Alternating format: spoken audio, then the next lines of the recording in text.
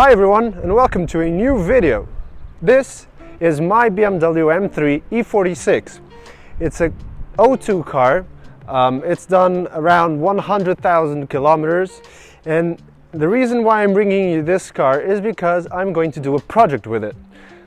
This is going to be the car that I'm going to do, as you can see on the title above. This is going to be an OEM Plus car. So my idea is as follows. BMW did this car. It's 18 years old.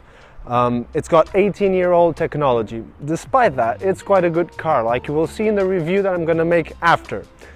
But what I want to do with this car, and the reason why I'm calling it an OEM Plus, is because I'm going to take the best parts that they made for this car after it was made, some parts from other BMWs and other aftermarket parts, and I'm going to put it into this car in this concoction of what I think is the best representation that this car can be. As standard, it is quite simply brilliant. I know it's 18 years old, but it's got a lot of character. It's got a straight six 3.2 liter naturally aspirated engine with individual throttle bodies.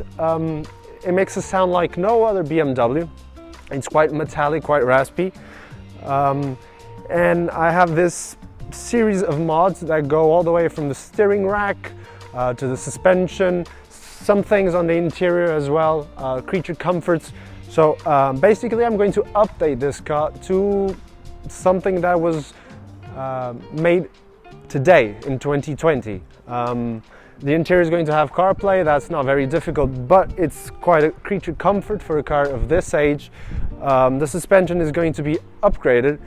As you can probably see, this car is lowered already. This car in particular, the previous owner installed the CSL suspension, so the car sits lower and it's very stiff, at least to my liking. It's a very stiff car. It's got the coils as well as the dampers from the M3 CSL. It's also got poly bushings from Powerflex. So at the rear, poly bushings from Powerflex. At the front, he's put on D2 Racing brakes.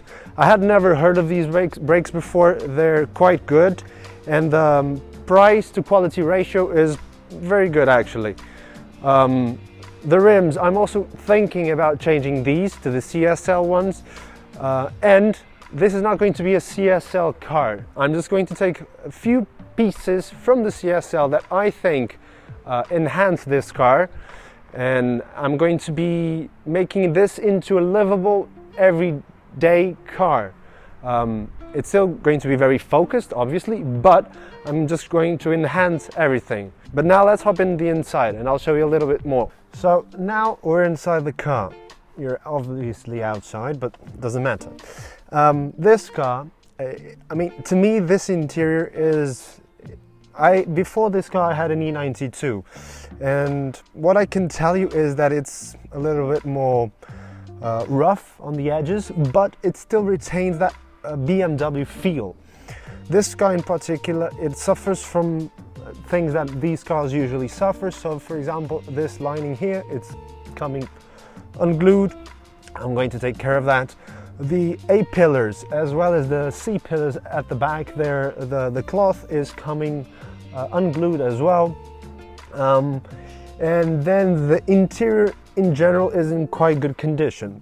The radio, I have the GPS unit from, so it's not the first unit, which was the small screen. This one has a larger screen.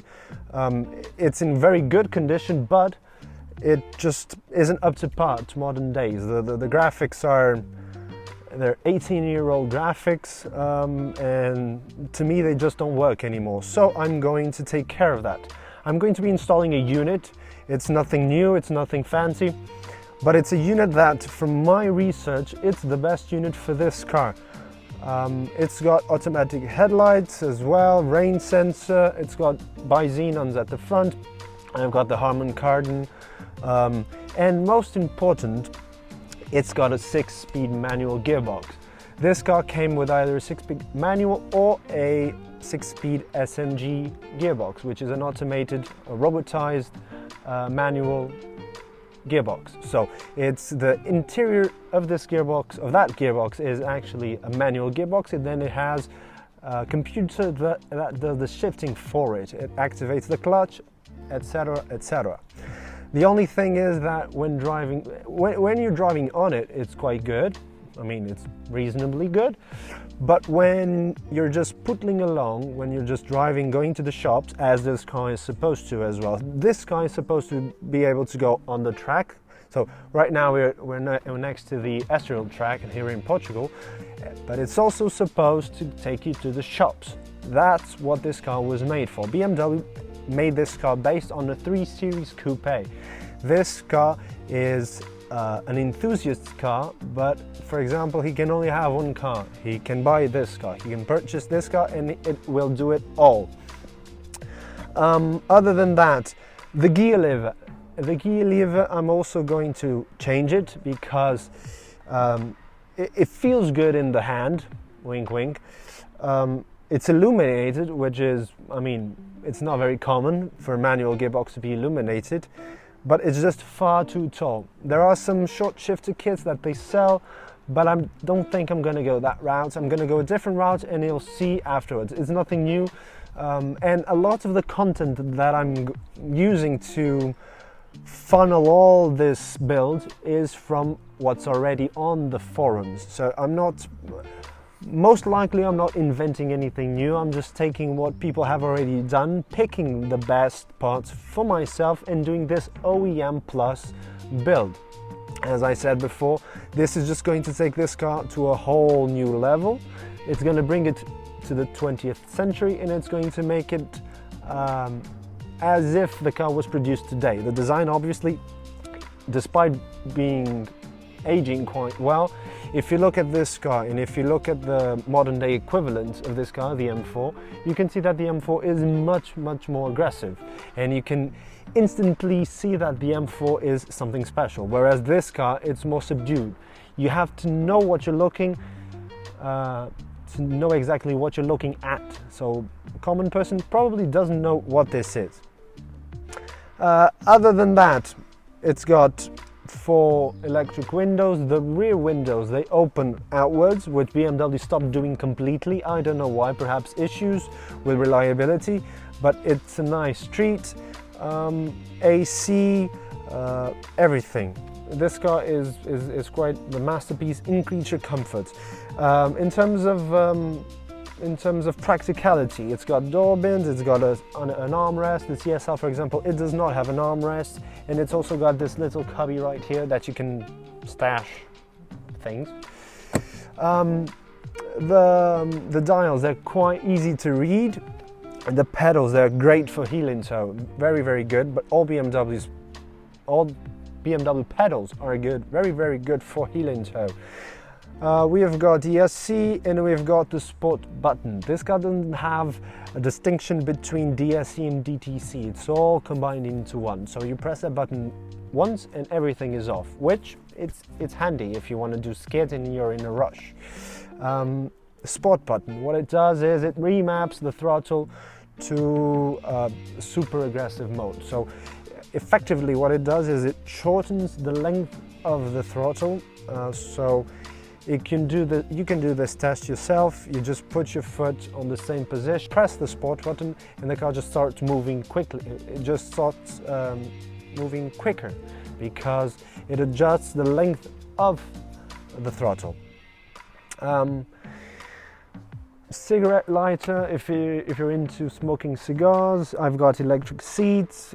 So as I said, all the creature comforts that you might expect from a car. But as I'm going to show you when I do the review, this car is incredible, but absolutely incredible at taking corners. This car corners very well.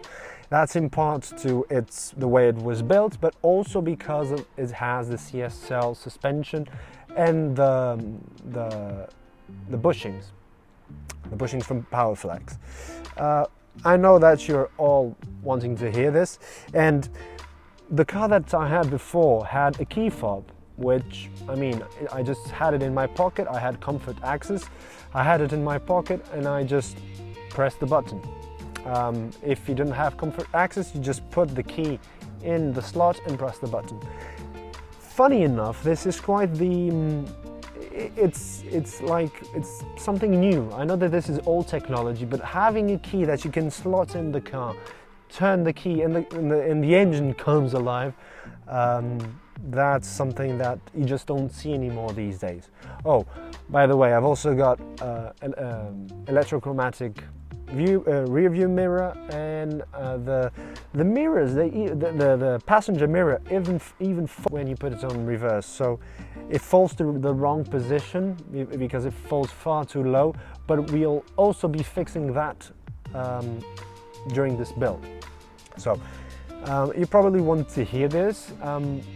The previous owner, he did me a favor, so he removed the cats. And I didn't know it, but I mean, it's not too bad. So I'm gonna just turn it on for you to hear it. When I turn it on, it's got this sometimes, and it's strangely after it's been warmed up. So the first time I start it, it doesn't do this, but after I've warmed it up, it around 500 RPM, it hesitates to start. So it starts first time always, but it has some sort of hesitation. So if you hear that now, don't change. Yeah, it did it. It did it this time as well, but other than that, the car runs completely fine engine-wise. The car is warmed up, the oil is up to temperature, the water is also up to temperature. So I'm just going to give it a little bit of revs for you to see. This is quite a metallic sound. It's quite characteristic. Nothing else sounds like this out of the factory. Nothing. Yeah.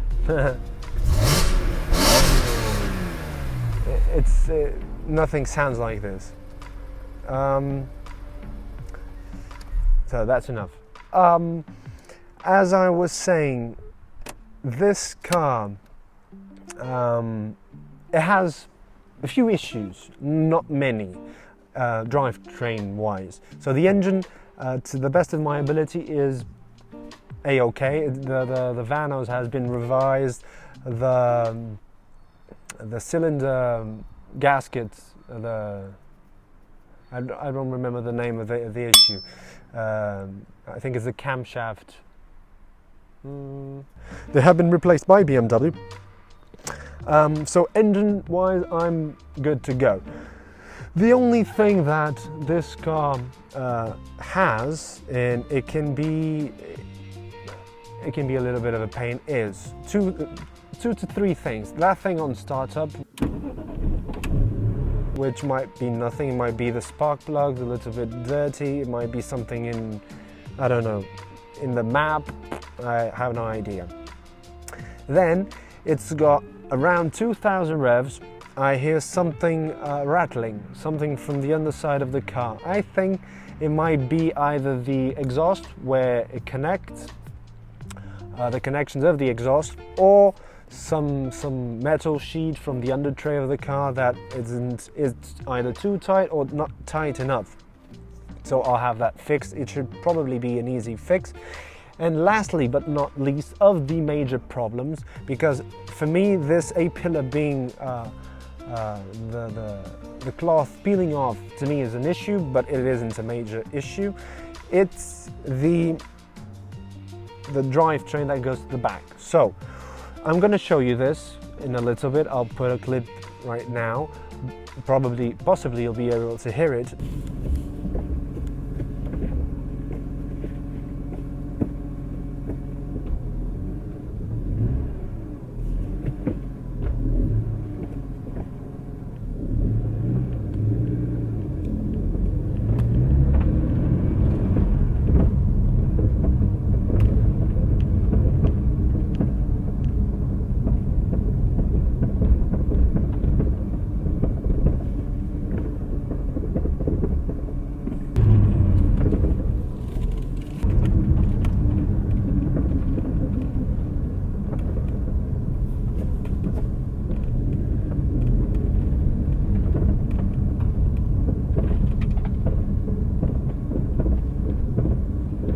but when I put it into first gear, or sometimes reverse, at the moment that I put it into first gear, I can hear a clunk. Then when I lift off the clutch to move, I can hear something knocking at the back. I've already gotten the car on the lift and I've checked, and there is some slack. I don't know if it's the CV joint or this support that it has here in the middle for the prop shaft, or if it's the other joint that links to the differential. Might be one of those. Might be the screws that hold in the differential. It has 3 screws, 2 at the top, 1 at the side. Might be those, or it might be the bushings that where the bolts are holding the diff. Lastly but not least, it can be the differential. If indeed it's the differential, I'm looking at quite an expensive fix, but trust me, if you have ever driven this car, or if you ever drive this car, you'll be able to understand that it makes sense to keep these cars on the road. If you have one of these, or if you have the opportunity to buy one of these and it needs a little bit of TLC, go ahead and do it. I'm going to do my best to fix it as cheaply as possible, but not overlooking any detail that has to be done. If the diff needs to be revised, so be it. If it's just a bolt, great, wonderful, best for me. I'm just going to do whatever it takes to keep this car on the road. So this is my overview of this car. I'll be bringing you a review of this car sometime soon, I don't know, because what I'm also going to do is I'm going to be installing different mods to this car, and then I'll be reporting what the mod itself did to the car. So I will do a general review of the car, then whenever I know that I'm going to do this particular mod, I will do a review of that thing that I'm modding, and then I will do a review of what the modification itself did to the car.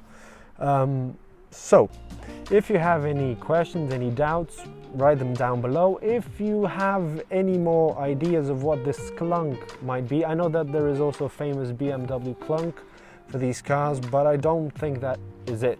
This car actually makes a clunk, and sometimes you can feel it through the drivetrain, and you can feel it also at the gearbox. If you have your hand here and you lift off the clutch, sometimes you can feel like it's like something is, the way I can describe it best is like something is trying to turn, and then there is slack, so it's everything trying to keep up, and then it just moves along the drivetrain. So I'm hoping that it's either the bolts or the joints, and that will settle it, but if not, this car will have its diff taken care of because it deserves. If you have any other ideas of what it might be, please let me know. It's much appreciated. If you have any reputable mechanics in Portugal, because right now I'm in Portugal, if you have any reputable mechanics that you think might help me with this issue and with the general maintenance of this car, please let me know as well. And I hope you have enjoyed this video.